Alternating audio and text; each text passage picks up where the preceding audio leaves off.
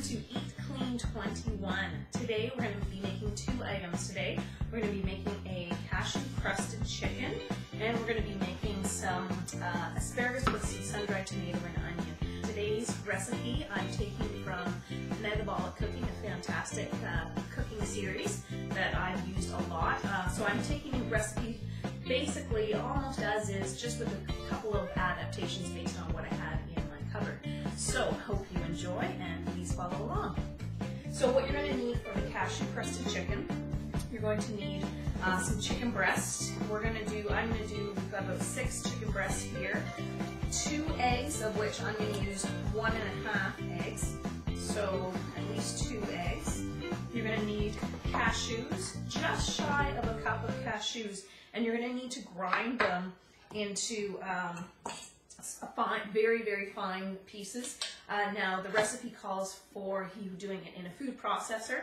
I cheated and I actually did it in my baby bullet, which worked okay. It wasn't fantastic. You got to make sure that whatever implement you're using is completely dry. This is my second attempt and it worked quite a bit better. So we've got some nice crumbs here. In a pinch, you probably could use a typical blender.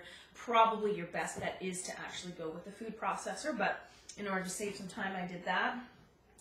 Some coconut oil. Again, I've adapted the recipe a little bit for the things that I have on hand. So coconut oil, you're going to need some paprika. I've got either spicy or regular. Choose whichever one you want. Some salt and pepper. And of course your measuring spoons and some various kitchen implements. You will need a stove, so we're going to be cooking the kitchen on the actual stove top. Then for the asparagus, which we're going to do to complement this meal, you're going to need, I'm going to do a full bunch of asparagus. So this will probably serve about 4 people, maybe 5. And you're going to, what I used is about a small to a medium-sized sweet onion. So I've chopped that up finely. And I've used half a package of sun-dried tomatoes. I'm going to chop that up finely as well. And I'm going to use half a teaspoon of the garlic and some lime juice as well. So get all that together if you're going to make this meal. Just one quick note, if you are a vegetarian, obviously the chicken is a no-go. In another posting, in another video, which I will link to this, I will show you a really nice bean salad, a lentil salad, that you could do instead of the chicken, and that would probably be a nice complement. So for a full meal, you could do the asparagus and the lentil salad. The lentil salad, if you had lots of time, could be, if you decided to add a starchy carb to this meal, that could function as your starchy carb if you choose to have the chicken in addition to. So enjoy and get prepared, and look forward to joining me. So for the first step, we're going to start with the chicken. And like I said, I've taken that just shy of 1 cup of cashew, and I've used a baby bullet in this case to break it down into tiny little, almost, it's like cashew dust, little fine crumbs. And ideally you probably could use a food processor. I just wanted to save a little bit of time, so I did it that way. And we're going to add to that half a teaspoon of paprika. I'm going to try the spicy paprika. We'll see how that tastes. So that goes in, and then we're going to add a little bit of salt, so a dash of salt here, and some pepper. I'm just guessing what's going to taste good. We're probably going to do, I don't know, that might be equivalent to about 1/4 teaspoon there. And then we're going to mix that up. And then what we need to do is we need to, in the other bowl, crack an egg. Now it calls for, the recipe is 1 egg for 4 chicken breasts, and I've got closer to about 6.5 eggs. So to do that, I'm actually going to do, we'll just take a full egg. So I'm just going to whip up that egg quickly, make it all consistent and uniform.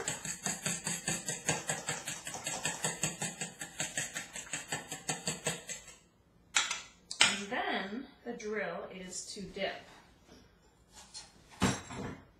the chicken breast first in the egg mixture, and then in the cashew mixture, trying to cover it as much as possible. And I'm just going to set that on the plate And once I've got all of the chicken breasts all nicely covered, I'm going to fry them up. Stay tuned. Slight little note of adaptation that I made to this recipe that I found was a challenge as I went through it.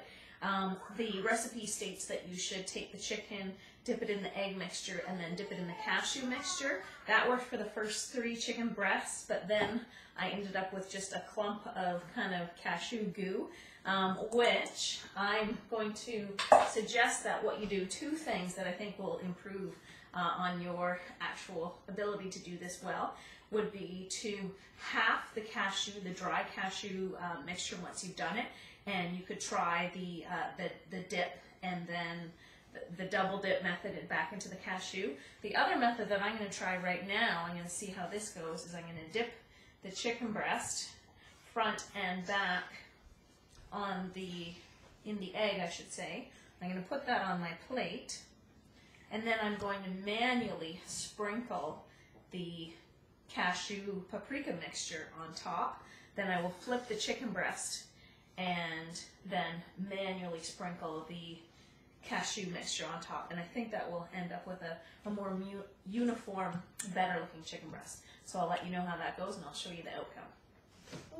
Okay, so again, I would probably recommend those 2 suggestions to improve how well the cashew dust or the cashew powder adheres to the chicken. Probably the best option would be splitting the dry mixture up into 2 so that it doesn't get too gooey in the process of making the chicken breast.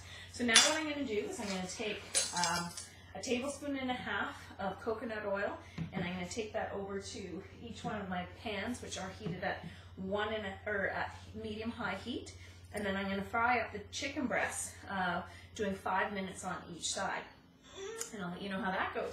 Okay, so we're over by the pans, and what we've got, that is 1 tablespoon of coconut oil in each one of the pans, and that's melting. When that's nicely melted, I will make sure it's uniform along the pan, and then I'll stick about the half of the chicken breasts in each of the pans, and I'm going to cook for about 5 minutes each side, and chicken in the process of being cooked. So we probably have just about a couple more minutes left, and we should have our chicken breast ready, and we'll get our asparagus going. Here we go. The cashew crusted chicken is complete, and I turn that heat down right down to low, and just keep that warm while I cook the asparagus up quickly. Okay, so welcome back to Eat Clean. This is 21, we'll call it 21B.